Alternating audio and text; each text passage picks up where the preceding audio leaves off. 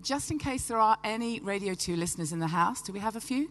Any? Okay. All right, so it's very important for me to stress then that I am not the old woman. If you are not a Radio 2 listener, you'll have no idea at all what I'm talking about.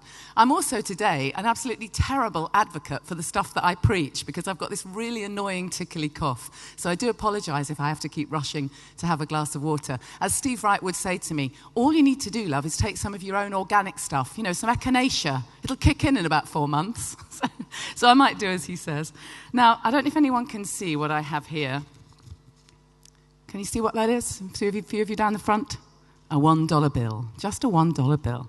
And Bill Gates famously once said, if I only had $1 left, I would spend it on marketing. Now, I would say, if I only had $1 left, I'd spend it on mirrors. Well, a mirror for me, and if I could afford it, a mirror for each of you. Why?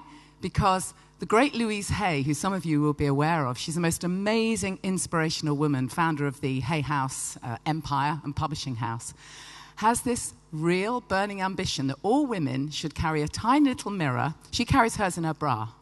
So at any point of the day, she can whip it out and just go, hey, looking good. You're doing great. Now, we laugh at that, and when we heard her speak at the Hay House conference, I was speaking at that event, and afterwards I went into the ladies' loo, and of course everyone's kind of doing their hair and doing their lippy, and then they're kind of looking in the mirror and going, well, I wonder if I could I actually say I'm okay in the mirror? Not sure. It's something that we're not very good at. And yet, when you actually do recognize your own unique brilliance, it's everything. And what I love about this organization and the reason I'm so thrilled to be here today is because this is, I really believe, one of the things we're trying to do is to just help all of us to recognize and actually celebrate our own success and how wonderful we can be. And I was reading about a school recently in Wimbledon where the headmistress, very forward-thinking, had introduced what she called an innovative blow your own trumpet week. It was boasting lessons for girls. Now, of course, across the media, this was portrayed as how ridiculous. But actually, it's not about arrogance at all. It is literally about celebrating success. And I think it's an amazing idea that should be rolled out everywhere, quite honestly. Arianna Huffington, the media mogul, has also recently been looking into what she calls the third metric. Is there another way? How do we redefine, as women, success beyond just power and money so that in addition to the business success, we can be whole, we can be holistic, we can feel good, we can be happy, we can know that we look great, we can be willing and able to look in that mirror and say, you know what, I'm doing okay. As part of my work, where I offer media training and interview skills to people, I would say 90% of my clients are women. And I'm thrilled about that because I think so many women know that they've got something to contribute. They've got a unique message to share. They've got something really over and above that they can give.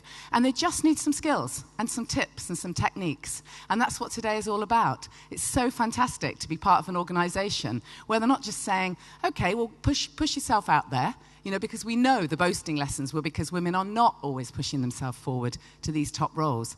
So here's an opportunity to actually gather all the bits and pieces that you don't already have in your toolkit and be willing to kind of, you know, step out there onto the main stage. And if you're worried, by the way, that if you need to look in the mirror, you won't be able to wear lipstick, don't worry, because this is the title of my book. It's Look Great Naturally Without Ditching the Lipstick. Has anyone got a birthday today? Or an anniversary? Child's birthday? Anybody want a book? Come and get it afterwards, it's yours. Happy unbirthday. Now, I've been warned that I have to be a very strict timekeeper today. So I know they only chose me because they know I work in radio and, you know, we can never go over time. So I'm going to be that very strict timekeeper. So I thought what we could do is if any of the speakers or panelists or organisers, in fact, do overrun, then what we'll need to ask them to do as a penalty is to streak across the stage. Okay? Now, I realise some may see that as a gift, in fact, particularly if they're really good at looking in the mirror already. So I, for one, am definitely going to be keeping to time, because that's not what you're going to want. And as we've already stressed, we're going to be kind of encouraging you to move fairly quickly to your various workshops and places where we need you to be. And we'll tell you a little bit more about that later on as we go through the day.